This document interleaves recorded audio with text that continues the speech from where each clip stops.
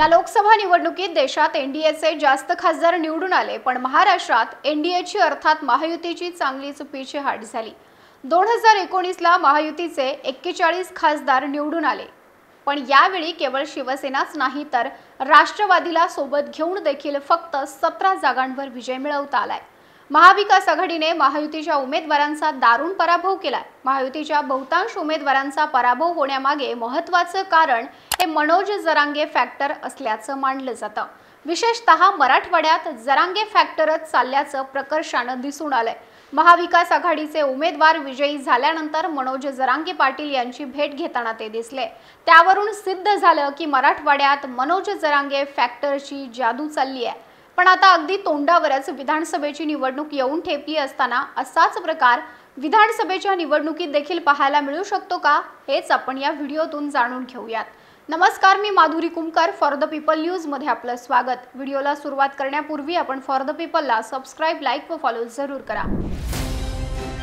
भारत दुनिया का सबसे बड़ा लोकतंत्र और एनएलसी भारत देश का सबसे बड़ा गैर राजनीतिक मंच।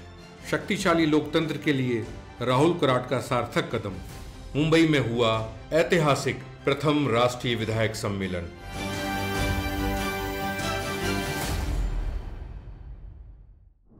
मराठा आरक्षणाच्या मुद्द्यावरून मराठवाडा धुमसत होता। मराठा आरक्षण प्रश्नी तोडगा महायुती सरकारने काढला नाही अशी समाजाची भावना आहे आणि त्याचा परिणाम म्हणून मराठा समाजाने आपली ताकद लोकसभा निवडणुकीत दाखवून दिली। मराठा आरक्षणासाठी मनोज जरांगे पाटील यांनी जालन्यातील अंतरवाली सराटीमधून सुरुवात केली। अंतरवाली सराटीत त्यांनी उपोषण केलं। त्यांच्या उपोषण स्थळी लाठीमार झाल्याचा प्रकार घडला। त्यानंतर हे आंदोलन राज्यभर पसरलं। जरांगे पाटील यांनी राज्यभर ठिकठिकाणी सभा घेत एकच रान उठवलं। सरकारकडून त्यांना आश्वासनं देण्यात आली, पण या प्रकरणातील कायदेशीर बाबी पाहता त्याची पूर्तता होणं शक्य झालं नाही। जरांगे पाटील यांची सगळे सोयऱ्याची मागणी पूर्ण झाली नाही, त्यामुळे मराठा समाजातील नाराजीचा फटका महायुतीला बसला। मराठा आरक्षणासंदर्भातील नाराजीमुळे मतदारांनी महायुतीऐवजी महाविकास आघाडीला निवडल्याची चर्चा आहे। मराठवाड्यातील एक राखीव जागा वगळता 2 जागांवर महायुती आणि मवियामध्ये मराठा विरुद्ध ओबीसी, 4 जागांवर मराठा विरुद्ध मराठा अशी लढत झाली। बीड आणि परभणी या मतदारसंघात मराठा विरुद्ध ओबीसी असं स्पष्ट ध्रुवीकरण दिसून आलं।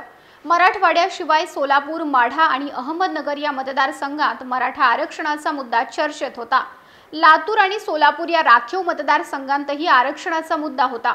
विदर्भात मराठा आरक्षणाचा मुद्दा नसला तरी काही मतदारसंघात कुणबी मराठा विरुद्ध ओबीसी अशा लढतीमुळे जातीय ध्रुवीकरण घडून आलं। मराठा आरक्षणाचा विचार करून मराठवाड्यात मवियाने लातूर व छत्रपती संभाजीनगर वगळता सर्वच उमेदवार मराठा समाजातून दिले। महाविकास आघाडीने मराठवाड्यात एकही ओबीसी उमेदवार दिला नव्हता, तर महायुतीने मराठवाड्यात 2 ओबीसी उमेदवार दिले। पश्चिम महाराष्ट्रात मराठा जातीचा प्रभाव लक्षात घेऊन महायुतीने 2 राखीव जागा वगळता 10 जागांवर मराठा उमेदवार दिले होते। पश्चिम महाराष्ट्रात महायुतीने एकही ओबीसी उमेदवार दिला नाही, तर मवियाने 2 ओबीसी आणि 8 मराठा उमेदवार दिले होते। मराठा क्रांती मोर्चा आणि त्यानंतर मनोज जरांगे पाटील यांचे आंदोलन या माध्यमातून आरक्षणाची मागणी पुढे आल्यानंतर राज्यात मराठा व ओबीसी यांच्यातील परस्पर संबंध निश्चितपणे ताणले गेलेत। या निवडणुकीतील प्रचारामुळे या तणावामध्ये भर घातलेली आहे। बीडमधील काही गावांमध्ये मतदानानंतर मराठा व वंजारी समाजाने एकमेकांच्या दैनंदिन व्यवहार बाजारावर बहिष्कार टाकण्याची उदाहरणं समोर आली। निकालानंतरही काही गावात तणाव निर्माण झाला। मनोज जरांगे पाटील यांनी ते कुणालाही समर्थन देणार नसल्याचं वेळोवेळी स्पष्ट केलं होतं, तरी मराठवाड्यात राहणाऱ्या मराठा समाजातील लोकांना जरांगे पाटील काय म्हणतात हे ऐकायचं होतं। अशाच एका भाषणात जरांगे पाटील म्हणाले की मराठा आरक्षणाला विरोध करणाऱ्या प्रत्येकाला निवडणुकीत असं पाडा की त्याच्या पुढच्या पिढ्यांनी निवडणूक लढवण्याचा विचारही केला नाही पाहिजे। हे विधान करताना त्यांनी कुणाचं थेट नाव घेतलं नसलं तरी त्यांचा रोष हा कुणाकडे आहे याबाबत मराठा मतदारांनी अंदाज लावला आणि त्यानुसार कृती केल्यामुळे परभणी, बीड, धाराशिव सह इतरही मतदारसंघात जरांगे पाटील फॅक्टर चालला असं दिसतंय। जरांगे फॅक्टरमुळे सगळ्यात जास्त फटका बसलेला मतदारसंघ म्हणजे बीड। अत्यंत अटीतटीच्या लढाईत राष्ट्रवादी काँग्रेस शरदचंद्र पवार पक्षाच्या बजरंग सोनवणे यांनी पंकजा मुंडे यांचा फक्त 6553 मतांनी पराभव केलाय। जालन्यात केंद्रीय राज्यमंत्री राहिलेल्या भाजपच्या रावसाहेब दानवेंचा काँग्रेसच्या कल्याण काळेंनी दारुण पराभव केला। अनेक ठिकाणी मराठा आरक्षण मुद्द्याचा परिणाम दिसून आलाय। एकूणच लोकसभेला मराठा आरक्षण आंदोलनाचा महायुतीला फटका बसल्याची कबुली त्यांच्याच नेत्यांनी दिली आहे।